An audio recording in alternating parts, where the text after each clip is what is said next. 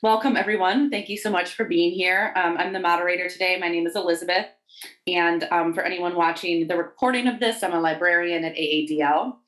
This month for our Black Lives Matter discussion series, we read The Pretty One by Keah Brown, the subtitle of which is On Life, Pop Culture, Disability, and Other Reasons to Fall in Love with Me.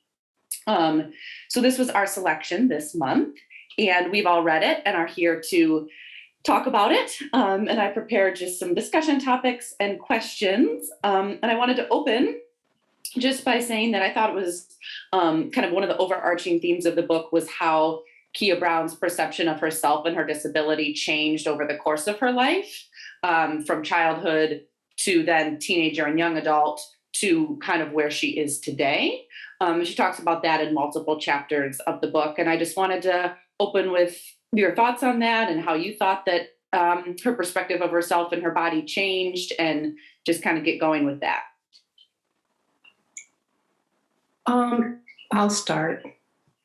I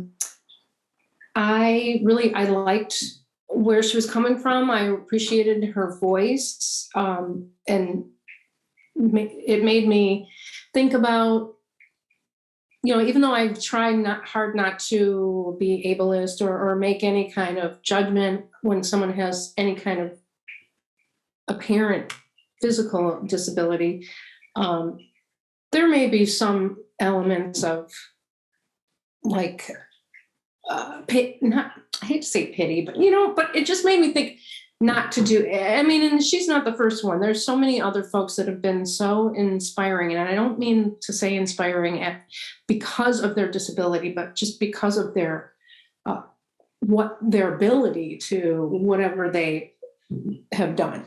In her case, though, she was just. I'm glad that she made the strides she did, and that I hope she does find love. I know that's really important to her. But the self-love has been really, really great for her.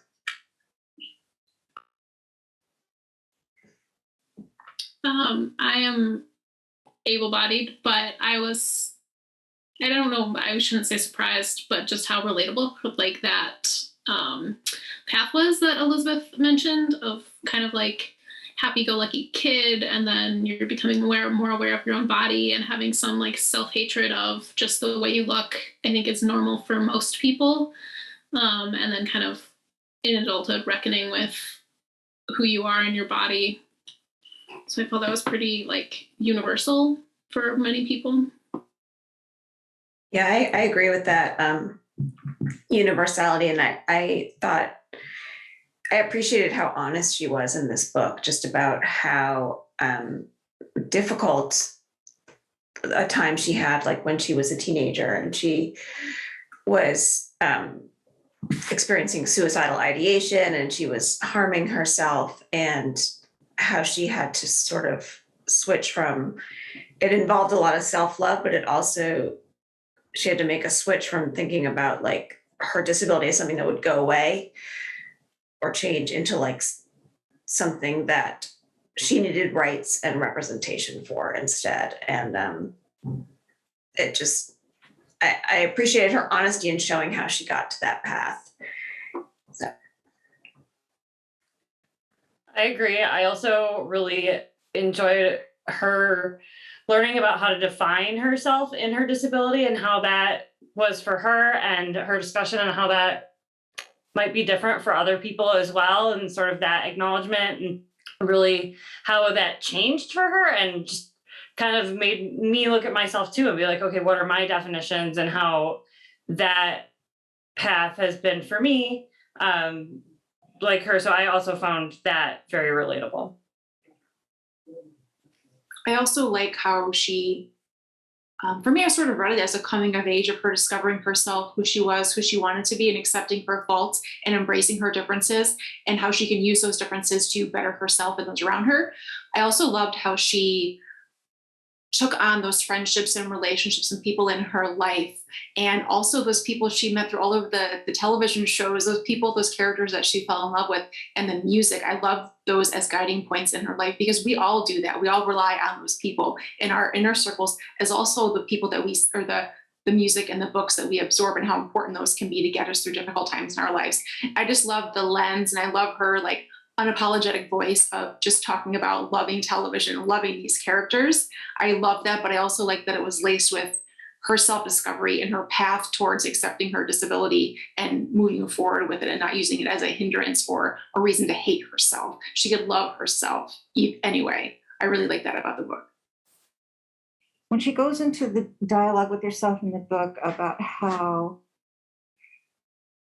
everyone has limitations physically, they're just not the same limitations, but that it's okay to acknowledge that, and you don't have to hide it. You don't have to try to act like you can do things really hard just because other people are able to do it and it seems easy for them.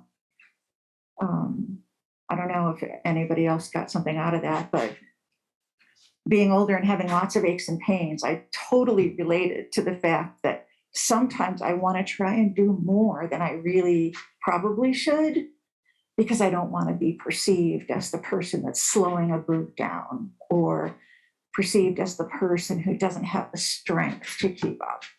It's on a very level. I was thinking about how, like other people have mentioned, she kind of had this like no perception of herself as a kid. She just existed and was a happy kid. And then she had all these realizations. And even now that she's done all this work, it's still a constant struggle to not fall into ableist patterns of thinking and to constantly work on self-love. So I thought that was a really good message to like, you're living in this culture that doesn't value disabled bodies. So, and as able-bodied people too, we need to think about it like every day, because you can fall back into ableist thinking. And even about yourself, like Dee is saying, like, oh, I should push myself to do this and this, when it's not good for your health, it's not good for your body, like nothing good is going to come of that. It's just pushing yourself to ableist standards. Right.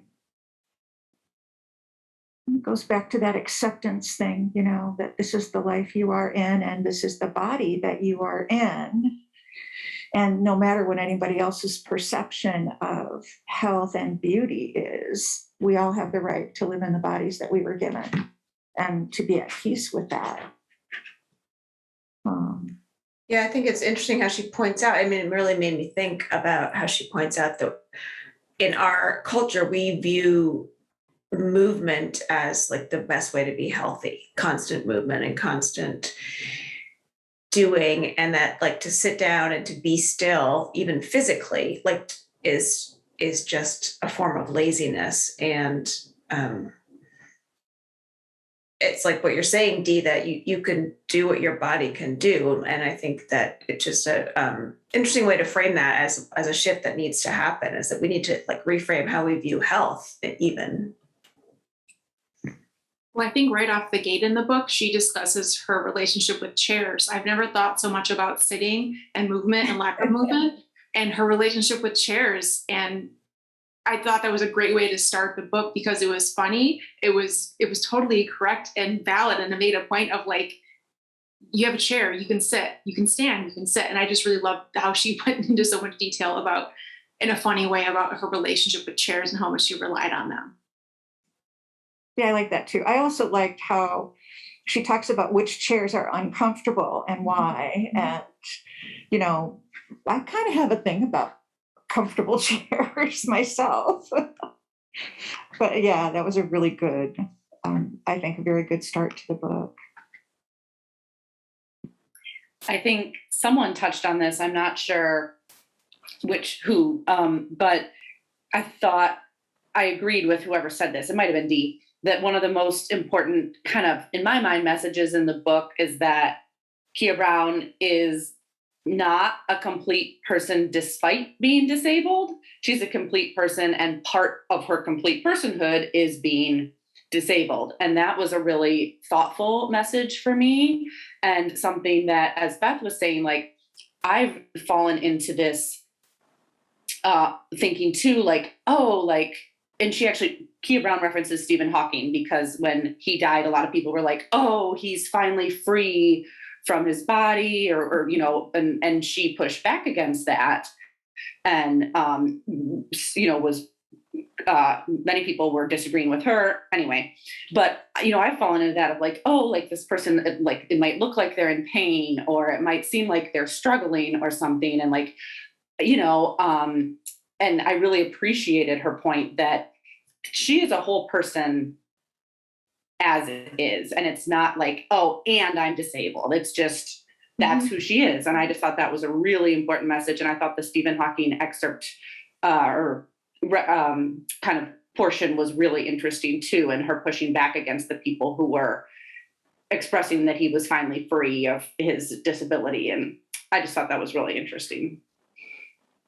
One of the things that I found myself being a little more critical when I was seeing that kind of ableist,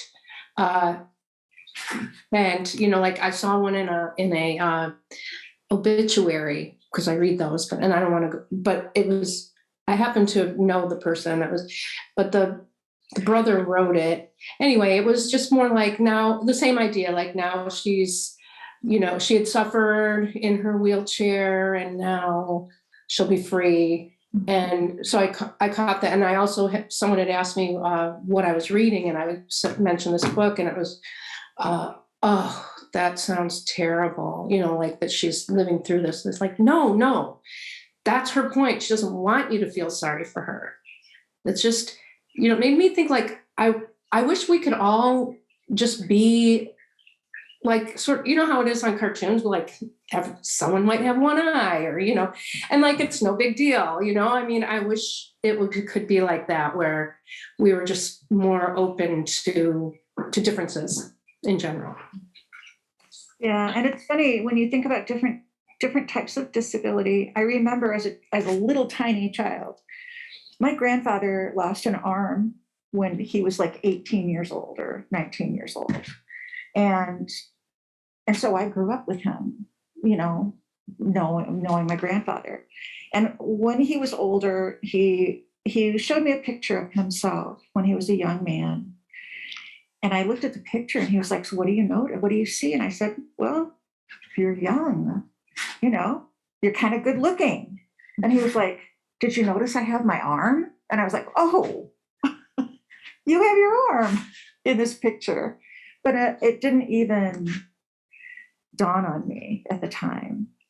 And I think that's what happens with anyone who is disabled. The people who know you, your friends, your family, the people who are close to you, they reach a point where they don't really see that disability the way other people see it. They just see you as that whole individual. Yeah. And it's only because people haven't gotten to know you or haven't that they tend to notice. But I totally agree with her that it's so rude to stare at people. It's like nice to just like wave and say, hi, how are you? That would be okay. But to stare just seems crazy. I think the Keah touches upon a little of what you said a second ago. As far like with her friends, she was like, why do they want to be friends with me? Why did they pick me? They could be friends with anybody. I am the only non-able-bodied person. I'm holding them back. They have to walk slower. They have to stand in this line versus that line. We can't ride that ride together. And she struggled with accepting that her friends could love her for who she was. They didn't only see her disability. They just saw her as a person and loved her character and wanted to be friends with her. And she felt guilty and bad that she was holding them back from doing things, when in reality, the friends, it didn't matter to them. Right. Yeah. I think that was a really interesting part of the book. And the fact that she gets to the point where she starts to come to grips with that is really good. I think that was she's only 27, so she still has more growing and learning, as we all do at any age in our life. But I just loved reading all of this. Like, this is some groundbreaking, like really great self-work that you're doing in your 20s. Like, I didn't have that ability to do that in my 20s. And here she is doing it with more challenges. And I just think it's amazing that she was able to get to the age of 27 and have all of these amazing realizations and self-love upon herself. And I just love the adventure, or the thought of even more, like, you know, like, what are the next 10 years? It's so amazing what she's accomplished, just because of her age. Not necessarily because she's disabled, but just to be 27 and be that accomplished. Like self-actualized, like 27 and writing a book about all of the things you've gone through in your life. I think it's really, and I wonder, we haven't talked about this, the hashtag disabled and cute. Like, if she hadn't tweeted that, how would what would have happened to her, or how would the path have been differently in the past few years? Yeah, it's true. I think that it's really sad. She talks in the book a little bit about how politics are now playing a role in making things a little harder. And I found that to be so disappointing and sad. Mm-hmm. You know, should anybody else have thoughts about that part?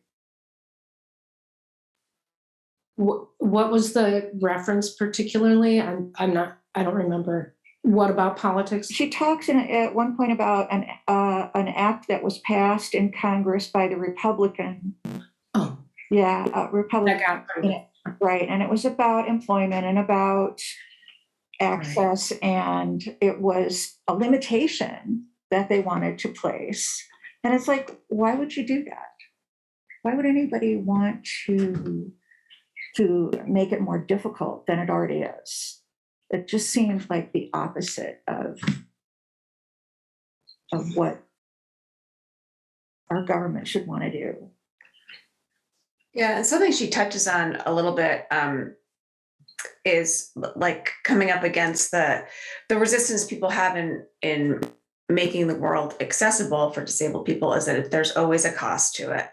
And so, you know, if the government is inclined to cut costs from something that we don't think they should, but that's an easy place to do, not an easy place to do it, but that's a population that's invisible to them. And, you know, I think that because the changes that need to be made to make spaces accessible cost money, it is such a challenge to make politicians realize that it's so important to make the world a place where everybody can move around.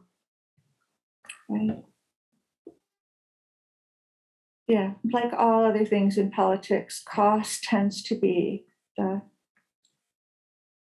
thing that destroys things for people. Well, and we have a book discussion about this coming up, so I don't want to say too much about it, but it ties in really well with our Washtenaw Reed being human, because Judith Heumann in her books talks a lot about having to, even once a law is passed, having to fight for it actually to be implemented, because it does cost and it does take time, and it's not a super high priority, because disabled folks are often invisible to, not just politicians, but large groups of people. So I thought, that is a tie-in with what Judith Heumann talked about a lot too. I was just going to say something that struck me at the beginning, kind of, or between Judith's book and this one, where they both identified exactly when they were different, and that they were not like other kids, and how painful, like the way they could both remember that so specifically, it was obviously impactful.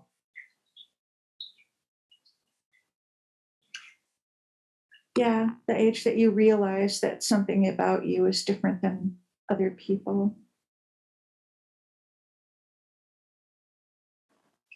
One thing that Keah talks about a lot too is looking for representation on television, in the fashion industry. because not only does she have cerebral palsy, but she's also Black. And historically, Black people have not been on mainstream television as much, or, modeled clothes or makeup as much too. And I found her advocacy for that really powerful. And just, whenever she did see someone disabled on television, she was just like so excited and drawn to that, even if the character was maybe a minor character in a show, or I think there's one case where it's like not a like positive character in the show. I can't remember exactly, but anyway, and I just really agree with her that we need more representation of that, so that, we're reading this book and I think a lot of us are thinking about it and all that, but a lot of folks, might not be. And I think, putting differently abled people on television and in the mainstream media is certainly something that would go a long way to having,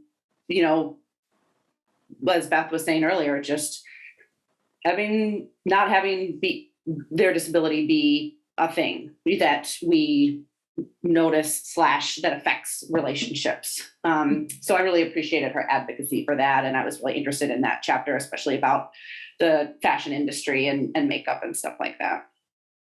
And I think too, when she discusses all of that, part of her, she wants to be in that writer's room. She wants to be one of those people. She wants to be on the camera as well. She wants to be an actress. But if she talks about just having more people in the room who are experiencing those things, they would notice the lack of those, because she discusses at length how people who are in those rooms writing those shows and being on those shows, they might not recognize that what they're lacking, because they don't know it exists or they don't think about it. But if you had somebody in the room with that representation, you wouldn't be lacking those things, or you'd be lacking of it less than other shows comparatively.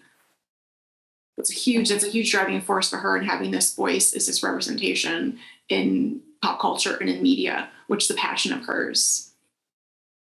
I want to see her in a writing room. I hope she gets to write for Shonda Rhimes or anyone, but at least have an opportunity, an internship or something, to see what would happen.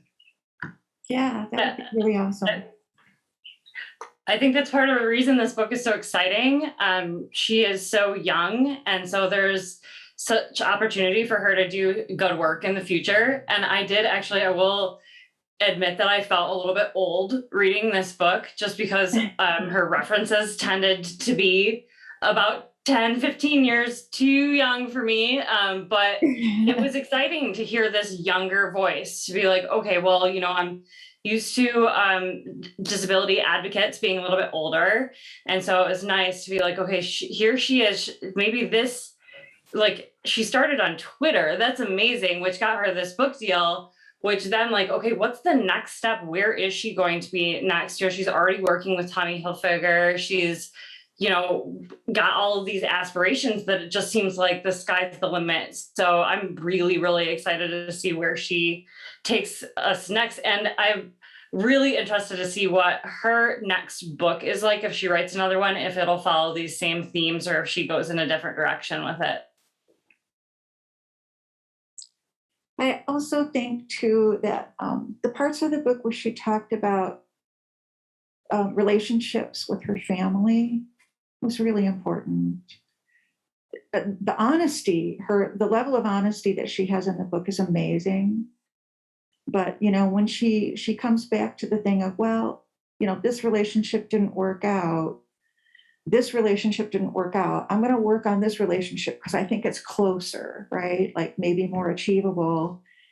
But she just kind of comes out and says, families are messy and relationships are messy. And it's so true. And in almost every family, there's some sort of dynamic going on where one person doesn't feel that they're getting what they need, and another person feels like they're misbehaving or something. I don't know how to put it in words, but I related to that so well. And I loved the idea that she is determined that she's going to continue to try to work on her relationship with her sister. And that she's willing to say, you know, right now I can kind of put the relationship with my brother that's not so good on the back burner. And I think it's okay. Mm-hmm. And I think in a lot of families where there might be a problem, it is okay to do that kind of thing. But it's really brave to put that in words the way she did. The brave, again, you know, talking about her age, the bravery is really something. I mean, a lot of people wouldn't have the courage to say the things that she says, you know, when they're old, like me. Yeah. Well, and too, just getting to that point of having that bravery of trying to mend those relationships or realizing how some of the things she'd done wrong, very wrong over many years with her relationship with her twin sister. Like, in my opinion or my point of view, I've always thought that twins had this special bond and all of these, like, you know, societal things that I thought about twins. So it was really, for me, it was enlightening just to hear about this relationship where there was strife and struggle. And I liked there was a part in the book where when Keah, after she had realized some of the things that happened when she was younger with her sister and their relationship, was realizing that she wasn't really jealous of her sister. She wasn't jealous of her sister. She was jealous of what she thought her sister had that she didn't. And then she realized that there wasn't anything there at all. And so for her, she had to get to that step. But again, in talking about just like getting to that point of bravery, she had to do so much work and so much self-discovery to get to the point of being able to say it out loud and write it in a book, which I think is just amazing. I think it's very inspiring for her telling her story, and it's loose, it's fun. I like the approach that she takes in telling her stories and making it relatable for other people who are experiencing similar things. Another thing I wanted to mention about her telling her story, I don't know if anybody else listened to this in audio. She reads it, and so that's something that I always really appreciate is an author who reads their own work, and so her voice is quite strong, and I really enjoyed listening to her speak her story. It was really powerful. I listened to I think 2 hours of it, and then my audio book had to be returned, so I had to read the rest of it. But I love reading or listening to an audio where it's the own author's voice. And I loved, like, her actual speaking voice I loved it. And I actually watched one of her TED Talks recently, and I was like, oh yeah, that's her, because her voice just carries that message even further. So I was kind of sad to not be able to listen to the rest of it. I was forced to read the print.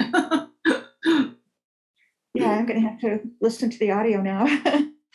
I listened to some of it, and then the book became available. So, but yeah, it was actually a book that I listened to while I was driving somewhere. So it's always nice to have that option, you know.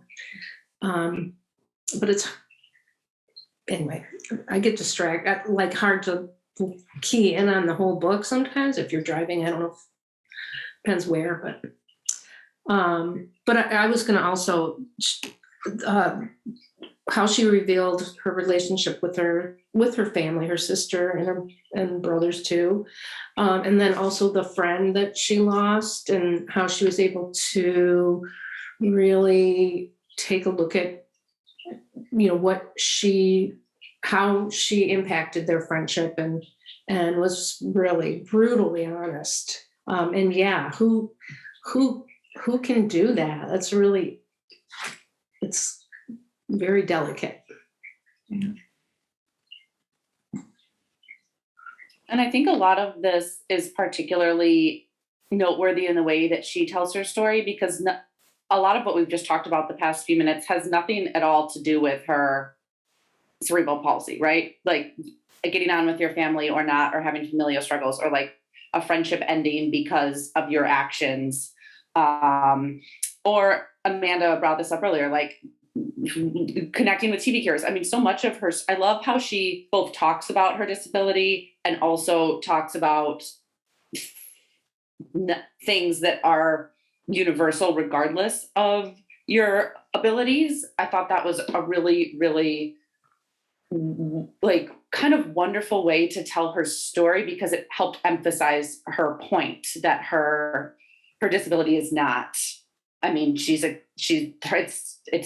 just a part of her, you know, just like the rest of us have brothers that we might not speak to, or a friendship. Like it's just a human experience. And I just really liked how she was able to weave the different things together. I also liked how she was able to highlight the importance for her of like what people would consider small victories, as well as like big steps in her independence and in creating autonomy for herself. Like the chapter where she talks about being able to put a ponytail in her hair, and it's just like, that's something I never thought about. And for her, like being able to do that to have a ponytail is just like, it's symbolic, but it also just, it is something that she feels is worthy of celebrating. And I think that comes up a couple other times where it's like, doesn't always have to be this big thing, but, small steps that she's taking for herself are also really important. Yeah, I liked that ponytail essay. I also like how, although she did a lot, but she would personify things, and but it, like the chair and other things. Her, I think, even her disability itself as a thing, or as a we, she would, you know what I mean. So, but I like her. I really like her voice and her style. Yeah, she has a really nice, strong voice. What was that? I was just going to say, I didn't listen to an audiobook, but I thought she has a wonderful voice for telling stories. Just in general voice, yeah.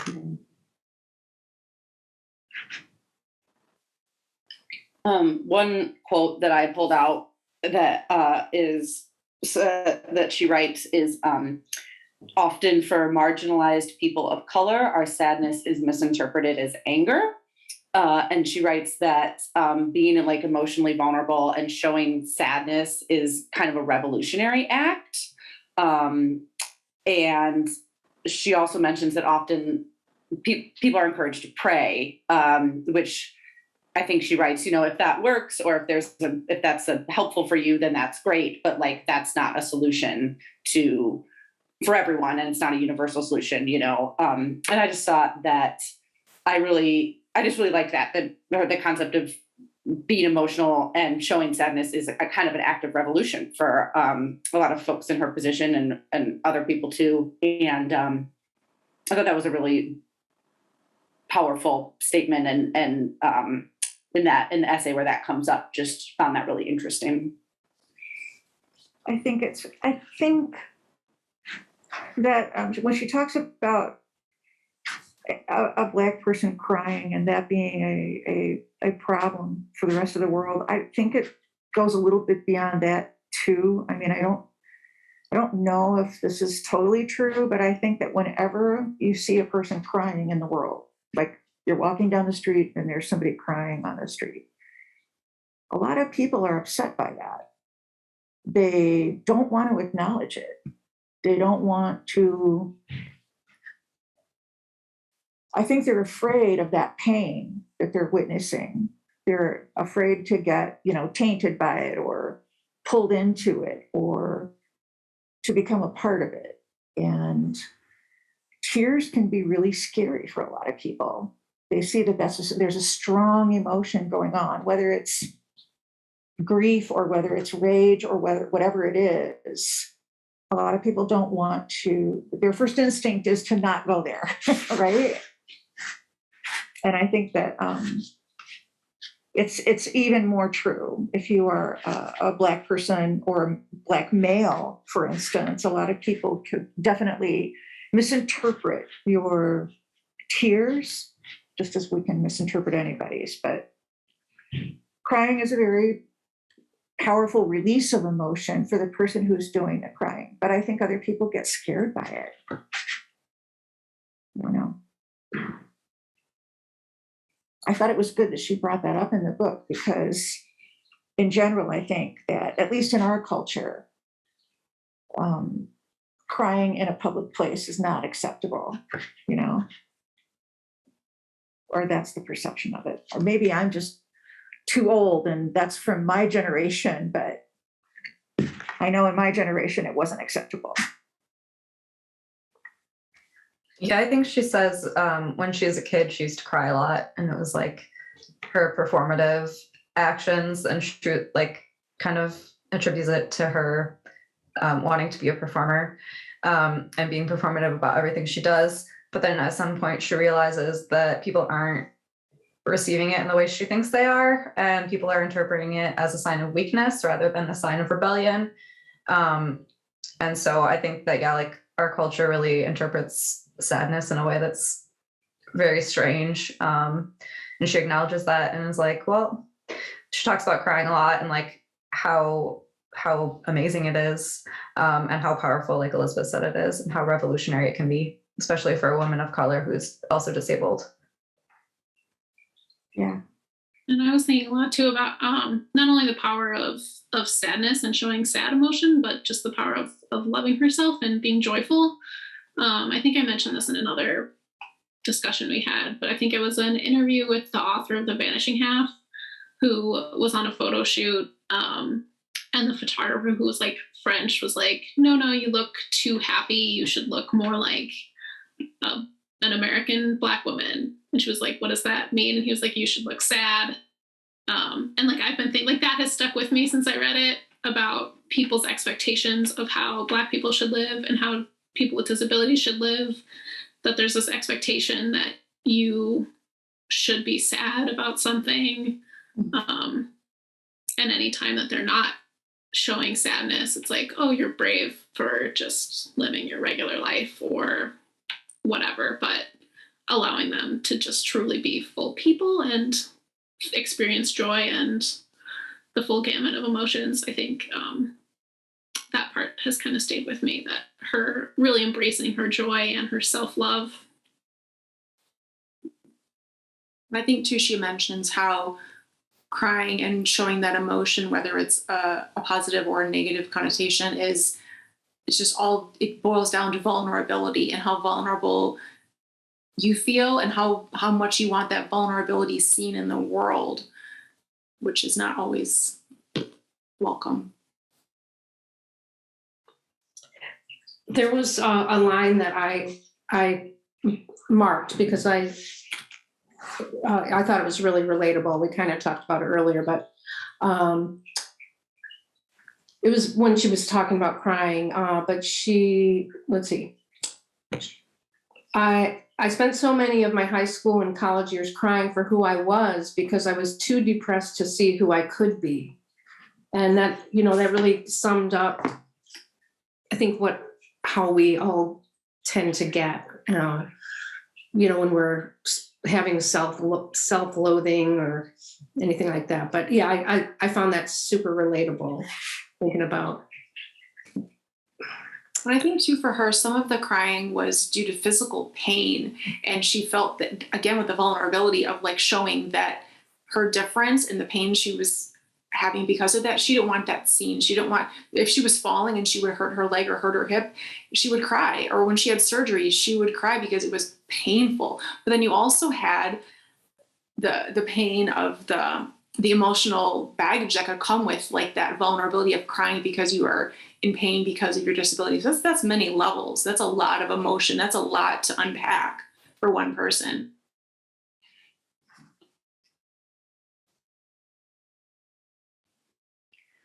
Well, and we've talked a lot already too about how kind of honest her writing is, which it seems like we all really appreciated. And I think one of the things that she struggles with that she wrote about is it's not, I like how she said, like, it's not, she has to work to not wish that she was able-bodied. Like, it's not like she's just like, sweet, like all good. Like it's conscious work for her. And she worries about disappointing the disabled community because of this, that it still requires work for her to not wish that she was different. And I thought that was just obviously super honest, but also just really, almost in some way refreshing as like an overarching message of just, it's not like this book is confident and beautiful and amazing and all that, but she's not saying that it's easy, you know, and she's admitting that it's still challenging for her. And, you know, we all have challenges and things, and I like how she said it's not necessarily supposed to come easy, you know, and she does worry about things, and she doesn't always wake up every day thrilled that she's in the body that she's in. And I really was, don't say I was glad to read that, but I thought it was a really powerful message and a good thing. I was glad that she put that in the book. I also had I was glad that she put it in the book where she talks about like suicidal tendencies. I really appreciated having words on that and how truthful it was and how she was able to get past those thoughts and move towards what she's doing now. And I also think it was super like emotional how her suicidal thoughts were related to around the time of her grandmother's death. So in that anniversary of her grandmother's death, she is able to also celebrate her decision to stay alive. And I think that's very important. And again, that's a big weight. But I love her openness and frankness in being able to discuss that because it is vulnerable. Like she's writing this in a book and there are people in the disabled community who are going to read that. Is it a weakness? You know, that's a lot to put on a page. So I really appreciate your voice in that.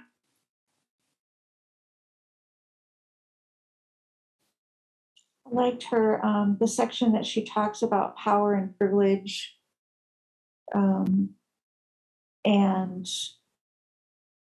and opportunity.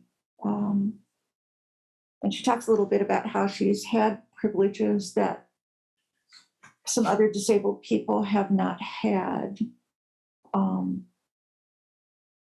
But she talks a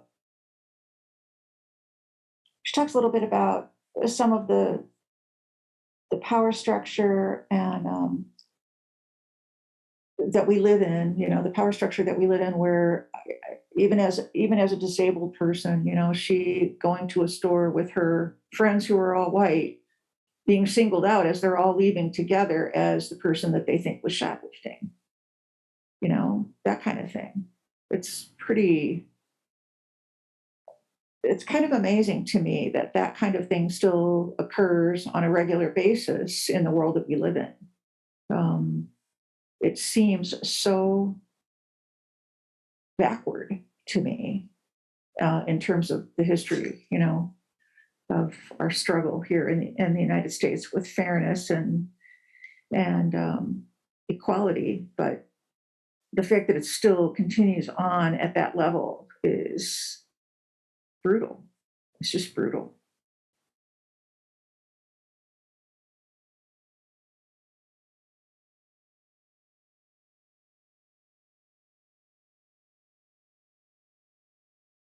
Well, the world is brutal, I guess. It seems especially brutal sometimes in the United States. Yeah, but I think, I mean, depending on some situations or some countries, things are even more brutal, you know, for people that have differences or disabilities. There's not as, I mean, we have a lot of accessibility. It seemed like, I mean, when I was in Europe several years ago now, but a lot of those buildings are so old, it's not as simple to get in and out of places, you know? Yeah. But I'm speaking like I don't have anything to back up what I just said. I'm just anecdotally, but yeah. Yeah, we have that in a lot of cities that have, you know, historical buildings and things that people want to preserve. It becomes an issue because it is difficult for people to get around. Not only if you're disabled, but even if you're just an elderly person. I'm thinking about like New York, Boston, Chicago, any of the places where you have buildings that have been around for a long time, and high rises especially, or not even a high rise, but maybe you have a 4-story building and there's no elevator. There's a lot of that kind of thing in the world where it limits where people can live, it limits how they can live, and reduces the number of choices that people have.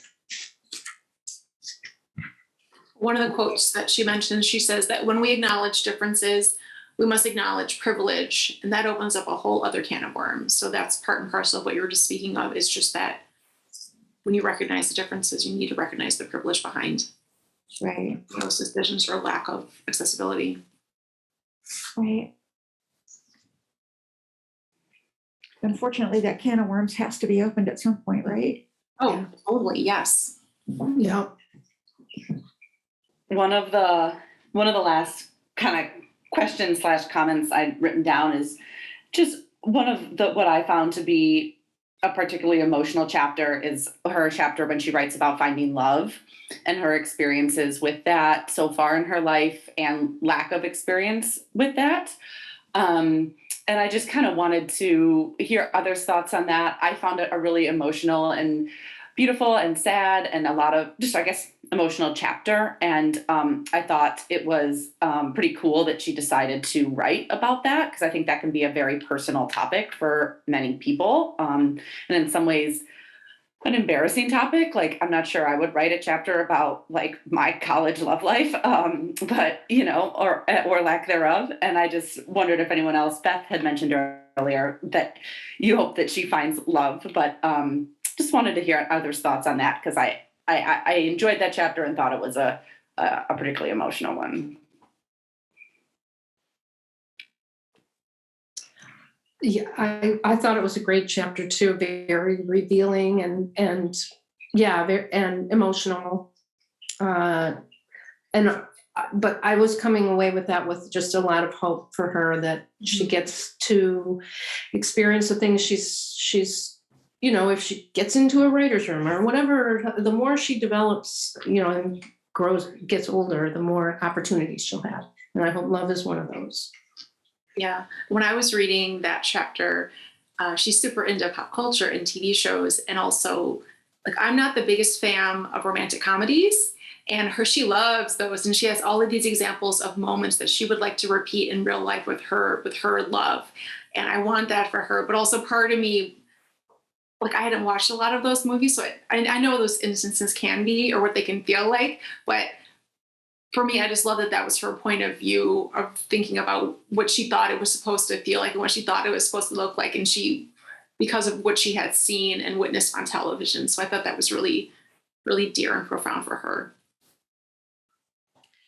Yeah, I think oh, go ahead, Katie. I just wanted to say that I just really hope that it's not setting up like these huge unrealistic expectations for her was something that I thought of, because like, it's just like, okay, well, love is like, I mean, it's complicated, and not just when you have a disability, but even more so sometimes but it's complicated for everybody, and it's not like it is in the movies. So I just was hoping that she does find love, but I hope that she finds a very realistic, healthy relationship. That was just sort of, I'm not really into romantic comedies either. Like, that's definitely not my genre. So my mind was like, that's not real, but yeah. my sort of pessimistic brain, I guess. Well, thank you for also being pessimistic. I didn't want to say that. Yeah, I was sort of thinking that too, but I also appreciate that she puts that in there. I mean, that chapter is so honest, and I think that probably it's relatable for a lot of people. And Elizabeth, like what you were saying about that it could be embarrassing to talk about that. And, like the experience of being kissed and then someone saying, well, I just did it because my friend asked me to. And it's like, there could be so much shame involved in that. And so the fact that she's like putting that down on the page is, I think there'll probably be a lot of people who could read this and be like, wow, I thought everyone else was experiencing love, but not me. Or, I can't believe she would write about that embarrassing moment, but it makes me reflect on my own. And so again, she's so honest throughout the whole book. And I just, I think it's really one of the strengths of the book, but that chapter in particular was really striking for its honesty. I think I'm sorry, go ahead, Marissa. Oh, sorry. I was just gonna say, like, in that chapter, she kind of talks about her evolution of like unrealistic expectations. So I feel like she's on the right path. Like, she used to have a crush on Usher, and it was like her whole world. And then she realized, like, oh yeah, no, I'm not in love with that person. I don't even know him. So I think that like having the romantic comedy as your basis is like whatever. Like, Mindy Kaling's book is a lot like that. Like, her first book talks about romantic comedies, and she kind of like frames her life in that way too. So I kind of saw a parallel there. So yeah, I'm devoted and interested in seeing her journey, and hope she finds somebody. I think too, part of it, we talked about this at the beginning, is the universality of it, and some of these life experiences is part of like coming of age and finding love and not finding love and friendships and family. There are so many things. And I think too, part of it is she got to that point of self-discovery and self-love and bravery to share her story. Like, this is a story of empowering others and inspiring others and letting them know, like, this happened to me and I'm okay and I'm great and I love myself. And what's your journey? Like, maybe there is a 25-year-old out there who reads this book and is inspired and thinks, okay, I'm not an ugly duckling, I'm just fine. Other people are experiencing these too, because some people don't have that bravery or that sense of self-love yet. And at the age of 27, I did not. So the fact that she is sharing her story, I just think that's very, very, I just think it's awesome. And I liked hearing her because I did read Being Human, the Judith Human book, and I liked reading the two different points of view, and the age difference of the two authors and the experiences and how the world was. Like, one's talking about like having like no ramps on curbs. She couldn't go to her friend's house because there was a curb. And then Keah's talking about creating a hashtag on Twitter, so there's two different timelines, but it still boils down to some of the lack of accessibility for some of the things that they would like to do, the representation that they would like to see, whether it's in the writer's room at a TV show or in a room in the White House making like political decisions. So I like the parallel of those two books. So I highly recommend them as bookends for those looking to read more on this topic, for sure. I agree, Amanda. I have also read both, and it was I was really glad I did. Like, it almost made the experience of both books better when I had finished them both, because thinking about them in comparison and the timeline, and Judith Human, like, there were motorized wheelchairs, and like she wasn't strong enough to push her own wheelchair, so like she needed friends to like, or family to like put, even if she wanted to go somewhere. Anyway, really interesting. Would recommend reading Being Human if you have not. We are almost out of time, but I wanted to just open it up for final thoughts. Anything you didn't get to say, if you took a note down that you wanted to mention, feel free to share now.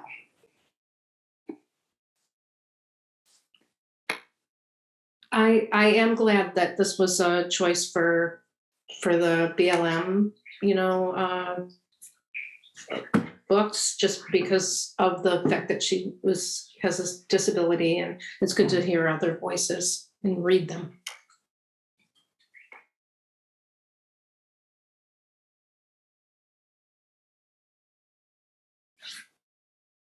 Yeah, I think as a contemporary author, she's an amazing choice to have in the series. And I really admired her throughout this book. So I'm anxious to hear more from her and to see what she's going to do next. She's a great role model. Yeah, I'm excited to follow her too, and see what happens. And yeah, I'm cheering for her personally. Well, thanks everybody. Our next BLM staff discussion is going to be with Lucy. Are you leading it? It's Awkward Black Girl. Yeah, Misadventures of Awkward Black Girl by Issa Rae. Cool. Yep, there it is. Mm-hmm. So that will be our next recorded discussion. We'll be discussing that next month, and then it will air on AADL TV after we discuss as a staff. And again, just in case, I'm going to hold this up one more time. We read The Pretty One by Keah Brown. And thank you all for participating. And for anyone watching, thank you for listening to our discussion. And we'll hope you tune into the next one. Thanks.